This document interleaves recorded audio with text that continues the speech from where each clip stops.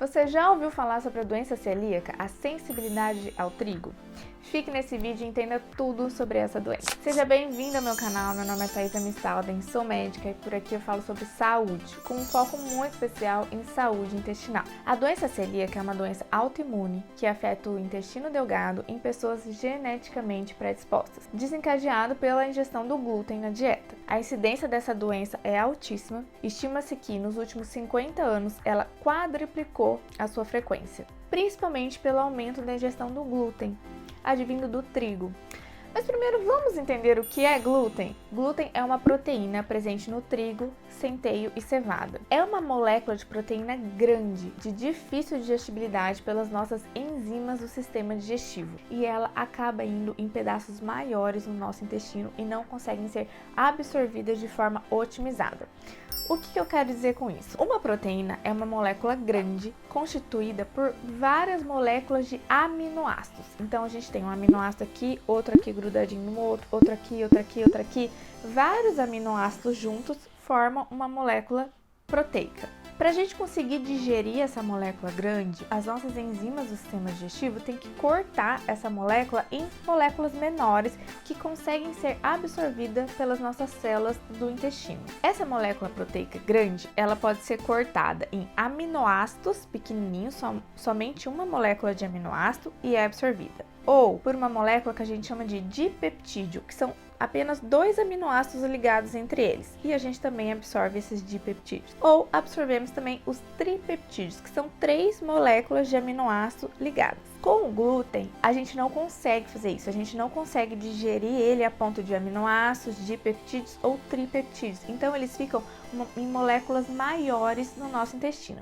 E qual é o problema disso? O problema é que essas moléculas grandes causam um processo inflamatório grande no intestino, causando lesão na parede, nas células da parede do intestino. Essas lesões fazem com que as células do intestino ficam com espaço entre elas, aumentam a permeabilidade da parede intestinal. Esse aumento da permeabilidade intestinal faz com que o glúten passe para dentro do nosso corpo, entre na nossa corrente sanguínea e interaja com o nosso sistema imunológico, induzindo uma resposta imunológica grande que vai aumentar a inflamação intestinal, que vai induzir a produção de anticorpos contra o glúten, e isso tudo causa aumento da inflamação e principalmente lesão na parede do intestino. Essa resposta imunológica pode atingir qualquer órgão em um indivíduo geneticamente predisposto. Portanto, esse fragmento mal digerido do glúten pode causar um processo inflamatório muito grande e desencadear o desenvolvimento de doenças. O grande problema é que muitos celíacos podem não saber, não ter conhecimento do desenvolvimento dessa doença, porque ela pode se manifestar de inúmeras formas. O quadro clínico dela é muito variável e depende da gravidade e da extensão das lesões intestinais. Essa doença tem um quadro clínico mais clássico, principalmente com alterações no trato gastrointestinal, por sintomas digestivos gastrointestinais, ou por um quadro não clássico, que são com sintomas extraintestinais, e daí é mais difícil de se fazer o diagnóstico. Os sintomas intestinais são principalmente diarreias crônicas. Essas diarreias podem ser acompanhadas pela saída de gordura nas fezes, que a gente chama de esteatorreia, vômitos frequentes, perda de peso por essa diarreia, pelos vômitos frequentes e também pela má absorção de nutrientes, distensão abdominal, e essa é uma queixa muito frequente e pode ser a primeira manifestação da doença, dores abdominais, cólicas intestinais, perda de peso pela má absorção de nutrientes também. Os sintomas extraintestinais são muito variados e podem interferir em vários sistemas corporais. Pode acontecer lesões de pele com dermatite herpetiforme e aftas recorrentes. E esses dois, tanto a dermatite herpetiforme quanto a presença de aftas recorrentes, são muito importantes ficar de olho em sensibilidade ao glúten, porque é muito frequente os dois estarem correlacionados. Além disso, pode ter anemia por deficiência de nutrientes, principalmente por deficiência de ferro, osteoporose, infertilidade, abortamento de repetição, fadiga crônica, problemas psiquiátricos como depressão e deficiências nutricionais vistas em exames laboratoriais. O diagnóstico é feito pela presença dos anticorpos contra o glúten e principalmente pelo exame de endoscopia com biópsia da parede do intestino.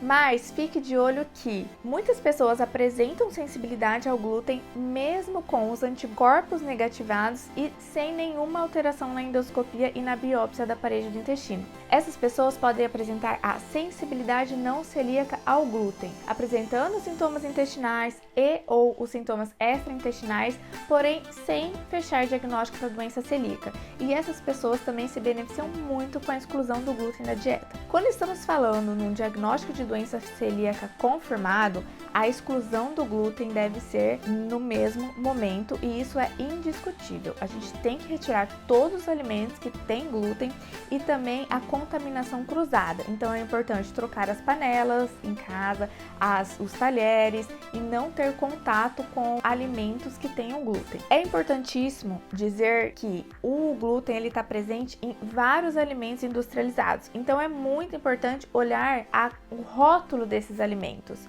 os ingredientes e também se contém ou se não contém glúten, que é obrigatório estar descrito na embalagem de todos os alimentos.